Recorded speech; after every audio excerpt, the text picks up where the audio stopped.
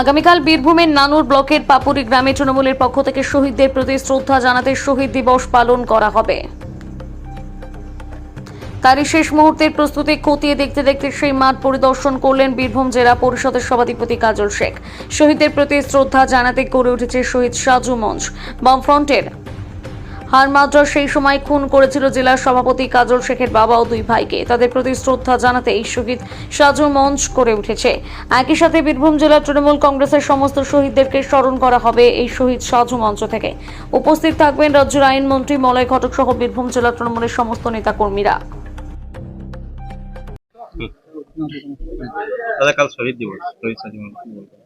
আমার জীবনে একটা স্মরণীয় দিন, আমার পরিবারের জীবনের স্মরণীয় দিন, নানু বিধানসভার মানুষের কাছে এটা স্মরণীয় দিন।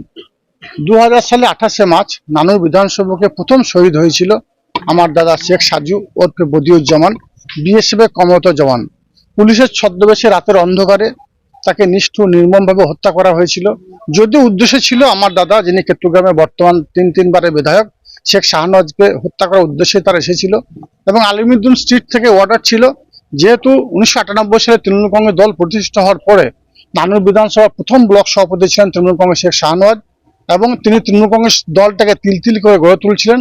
এবং নানুর বিধানসভাকে সিপিএম হাটমাদ্রা যে অন্যায় অত্যাচার অবিচার করছিল তার বিরুদ্ধে তিনি গর্জে উঠেছিলেন।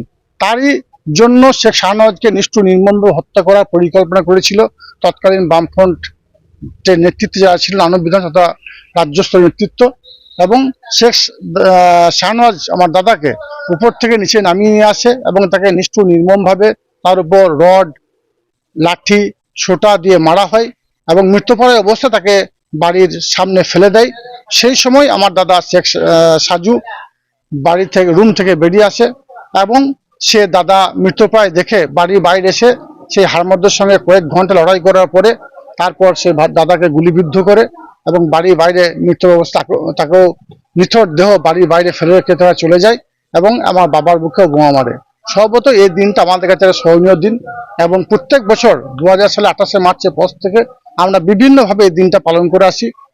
যেমন কোনো সময় কোনো বছর আমরা শোক মিছিল করি, কোনো বছর আমরা বস্ত্র বিতরণ করি, কোনো বছর আমরা বিভিন্ন ধরনের সামাজিক অনুষ্ঠানের মাধ্যমে এই দিনটা আমরা অতিবাহিত করি। এবং নানু বিধানসভা বীরভূম জেলার বিভিন্ন প্রান্ত থেকে যারা মামাটি মাসের সৈনিক আছে তারা সকলে এই দিনে সমবেত হয়। আগামীকাল সেই দিন আসছে। আমাদের আজকের এই যে মঞ্চ তৈরি হচ্ছে, এই মঞ্চে প্রধান বক্তা হিসাবে রাজ্যের মাননীয় মুখ্যমন্ত্রী মাননীয় মমতা বন্দ্যোপাধ্যায়, অভিষেক বন্দ্যোপাধ্যায় স্নেহাধন্য, আমাদের আসানসোলের বিধায়ক শ্রদ্ধেয় সম্মানীয়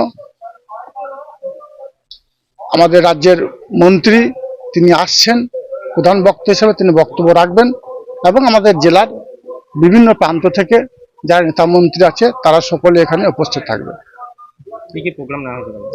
প্রোগ্রাম বলতে কিছু মানুষ আমাদের জানা আছে, এই সাজু আমার দাদা যাকে স্মরণের রাখার উদ্দেশ্যে আমার পরিবারের পক্ষ থেকে একটা সোসাইটি খোলা হয়েছে, শহীদ সাজু মেমোরিয়াল ওয়েলফেয়ার সোসাইটি।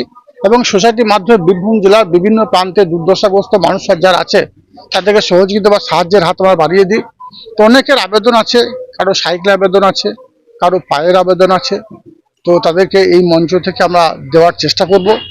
সঙ্গে সঙ্গে শহীদ পরিবারের পক্ষ থেকে শুধু আমার দাদা নয়, আরও নানু বিধানসভা বীরভূম জেলা যারা শহীদ হয়েছে তাদের সকলের প্রতি শ্রদ্ধা নিবেদন করব এবং তাদের আত্মার শান্তি কামনা করব।